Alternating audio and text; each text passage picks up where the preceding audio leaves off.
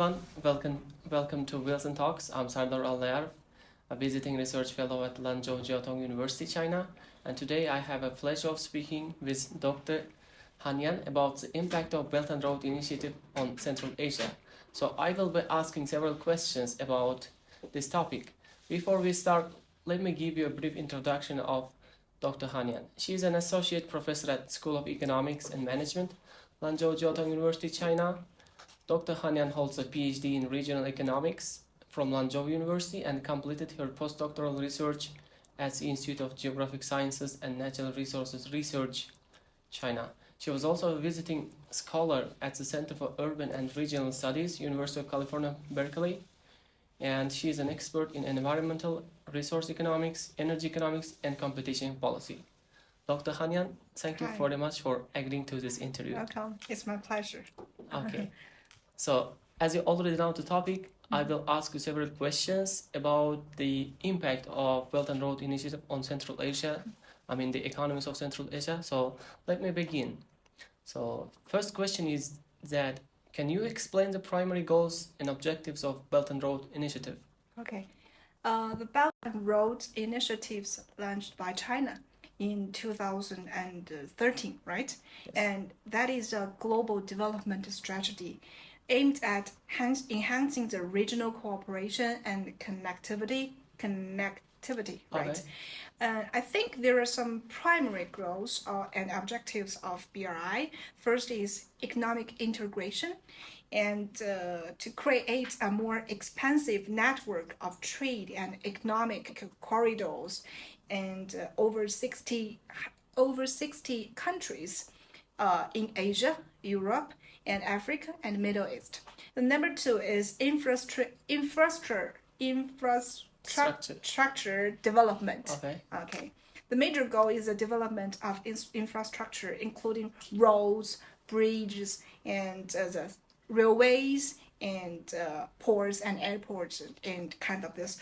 And this development is intended to improve the connectivity and foster the economic growth in all of these countries. And number three is cultural exchange, and especially the academic exchange, right?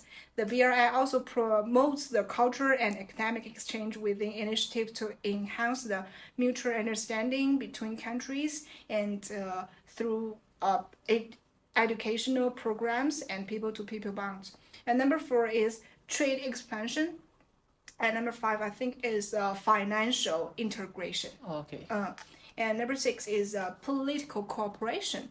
And through the increased economic ties, the BRI seeks to strengthen China's strategic partnership across the globe, thereby expanding its influence and potentially stabilize its border regions, I think. Overall, the BRI is strategy aimed at bolster China's economic and political influence all over the world, I think. Okay, thank you so much for your answer. So let's first discuss the economic and political aspects of Belt and Road Initiative, and then we will discuss some cultural aspects. So my second question is, how does this initiative fit into the China's broader foreign policy and economic strategy?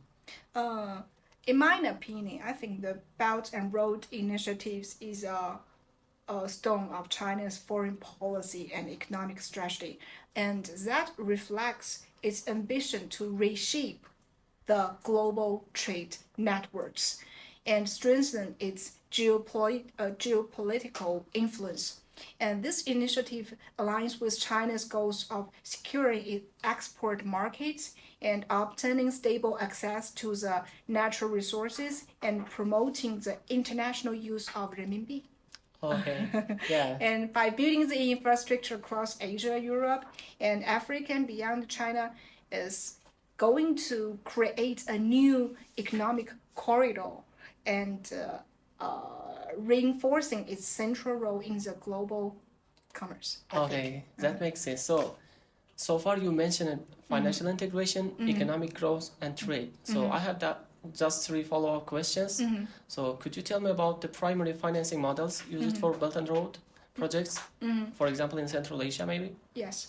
I think the primary financing models for the Belt and Road initiatives includes the government-to-government loans, and where China provides the low interest loans directly to the countries, especially the participating countries, and project financing through China's state-owned enterprises.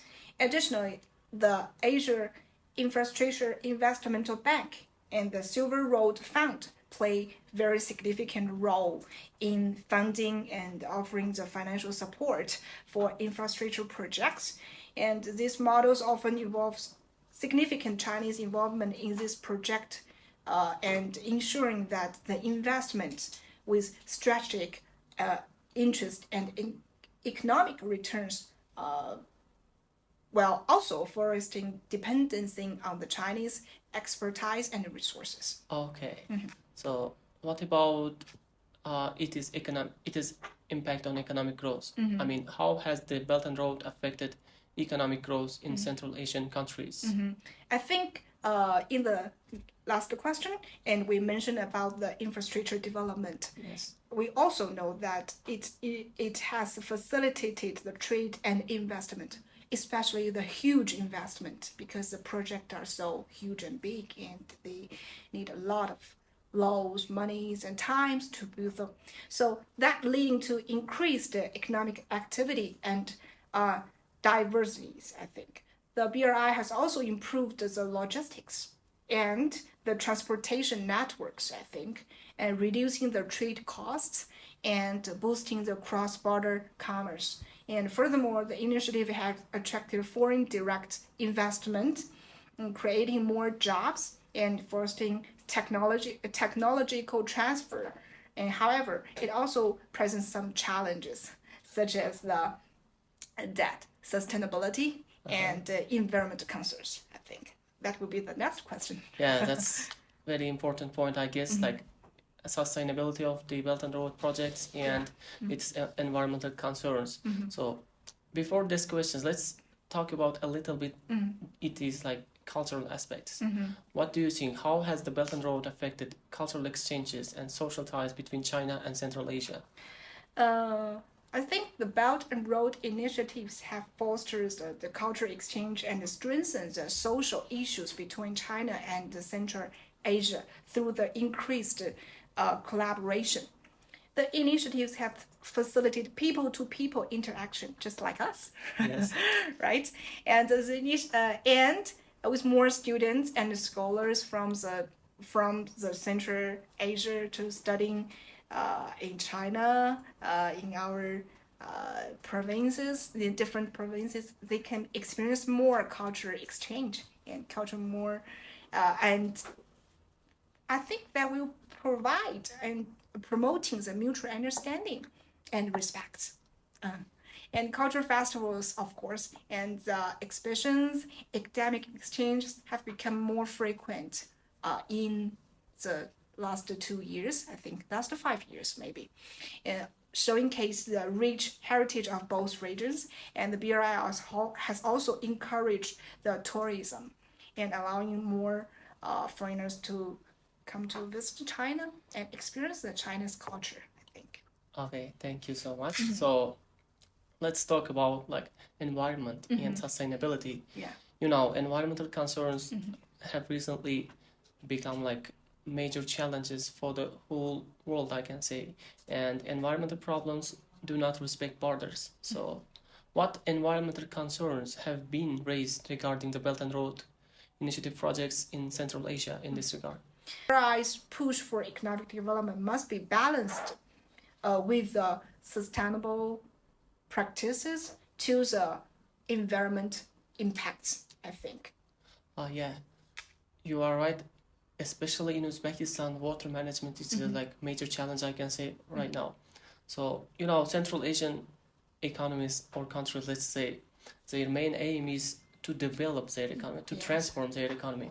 So they want higher economic growth rates, but there is another point of this economic growth, sustainability.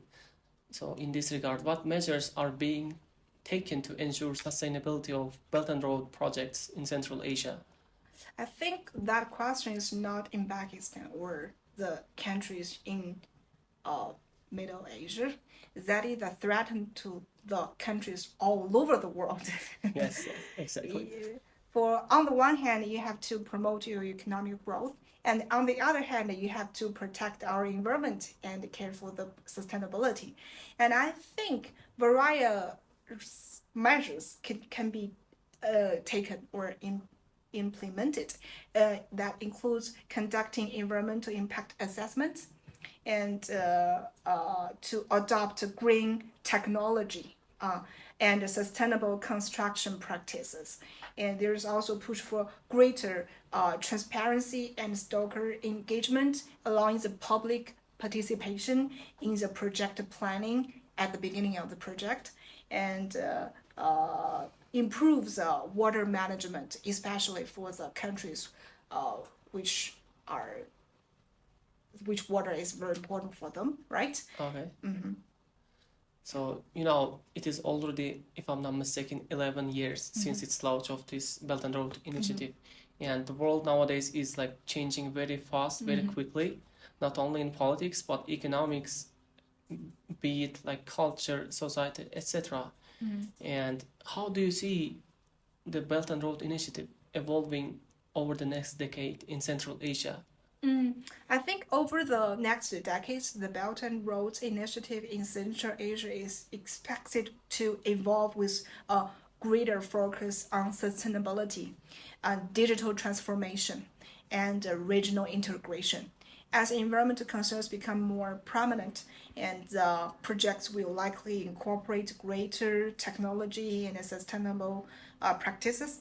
Also, the digital transformation is very important because we also come out with a digital Silk Road and component with again with emphasis on e-commerce and the digital infrastructure and the smart cities, kind of this, and fostering the innovation and connectivity, right? And there's another thing is about to also to be pushed for more balanced and inclusive growth, ensuring the benefits of the BRI projects are equitably distributed across the Central Asia. Moreover, and we have to address the data sustainability and improve the transparency that will be critical to the initiative's success and acceptance. And I think all over this measures and projects is aimed to make a more balanced world and make the new economic and sustainable corridors for the countries all over the world. Oh, thank you so much. Yes, you mentioned like great points. I can say a Belt and Road Initiative is like mutually beneficial for both countries, China and Uzbekistan as well, be it in state level, be it in like private level, like companies, or even individual levels. As you already know, I'm here like visiting scholar under the framework of Belt and Road Initiative. So it's already affecting our lives to like positive degree, I can say. So I guess in the future it will become more important than ever before, not only in economics, but also education and to strengthen cultural ties between Uzbekistan and People's Republic of China. So, Dr. Hanyan, thank you so much for sharing valuable insights on the Belt and Road Initiative, and it's been a pleasure having you on Wilson Talks today. Thank you so much. I think it is a great opportunity for us to know each other and understand each other. And in the future, I think there will be more opportunities for us to communicate more with the economic and with the initiative. Okay? Yes. And to our listeners, thank you for tuning into this episode of Wilson Talks. And if you enjoyed this discussion, be sure to stay tuned for more insightful conversations. Bye-bye. Bye-bye.